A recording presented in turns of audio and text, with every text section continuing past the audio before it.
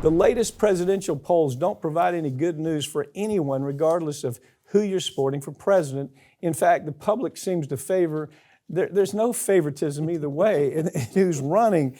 You know, they're not crazy about Biden, they're not crazy about Trump, but they add one more factor, and that's third party, right? Add that into this. Yeah, once you, when you look at the two-way races right now, I think recently Biden's pulled ahead by a couple points in the overall aggregate. But then you throw in the X factors where you have Robert F. Kennedy Jr., Cornel West, possibly even Jill Stein. Suddenly, you got a very real competition taking place here where the public says, oh, good, I don't have to pick one of the men that's knocking on the door of 80 years old. Yeah. I can go to somebody else. And it does, right now, the way the polls are looking, it definitely takes a bigger bite out of Biden's crowd than it does with Trump's crowd. I don't have to go to somebody who's certifiably crazy or certifiably on death's bed.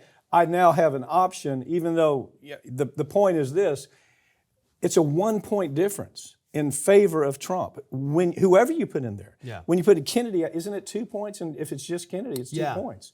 So the point being to all that is that the polls are hard to understand right now. You said, well, Biden's ahead. Well, not in the key states.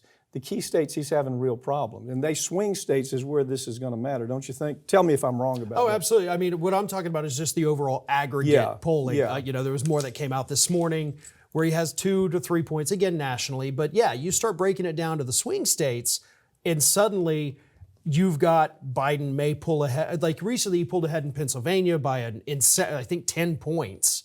But another problem we have right now is they're calling a lot of states swing states that are not swing states. They're calling Georgia a swing state. That was a fluke. It is a red state. Florida's a swing state.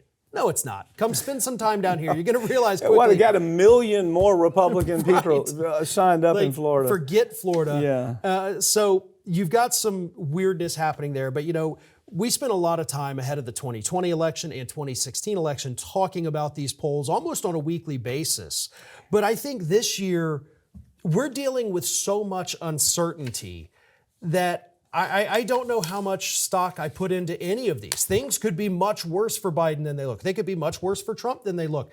They could be better for Bobby than they look. Well, who knows? so Bobby right now is what, 10 points, 10%. Yeah, I think that was... Ross Perot got to as high as 20, but he got to as high as 20 during this period of time. I mean, that's where he really started climbing. The media, of course, has blocked Kennedy out totally. At least I do remember when Ross Perot could at least get on stage and, you would listen to Ross Perot and go, what the hell is he talking about? He'd have charts and all that kind of stuff.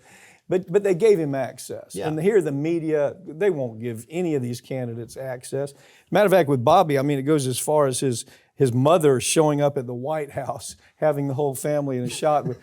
And, I thought about, what that's about? It's about their need for celebrity access to the White House. That's what that's all about. This is your son you're talking about.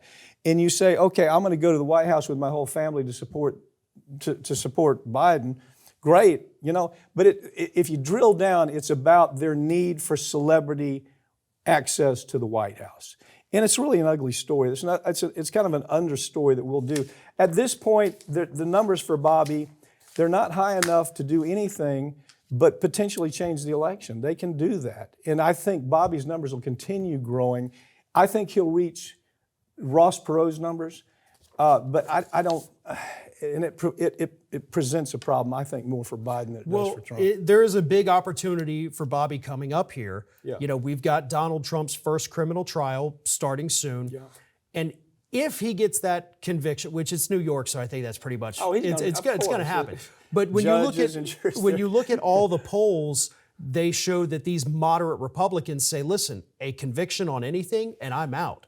Yeah. And I think at that point, that's when you see people who say, well, listen, I'm a Republican. Yeah, I can't stomach Biden, right. But there's another guy. Yeah. Or maybe, well, I don't think they would go to Cornel West or Jill Stein. They're not going but to. That, I think, is Bobby's opportunity here. Could be. I mean, you don't know. This is such a weird setting for an election. I mean, again, you got crazy guy, you got guy that, if he makes it to the election, great.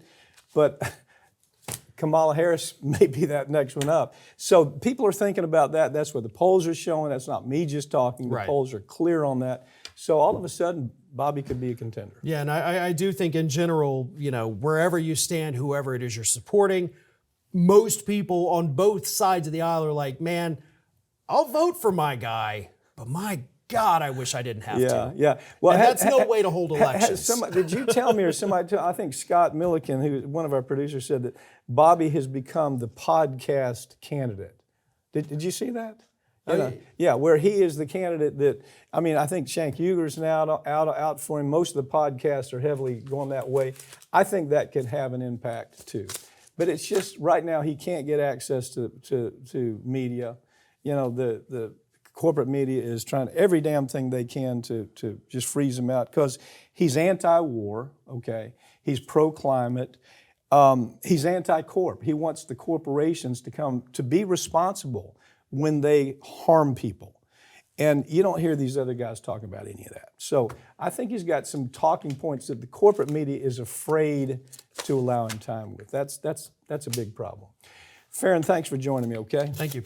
That's all for this week, but all these segments are going to be posted right here on this channel in the coming week, so make sure you subscribe. I'm Mike Papantonio, and this has been America's Lawyer. We tell you stories every week that corporate media won't tell you because their advertisers don't let them, because if they tell this story, the advertisement's going to be pulled, or their political connections don't allow for it. They're either too Republican or too Democrat, and they can't color outside those lines.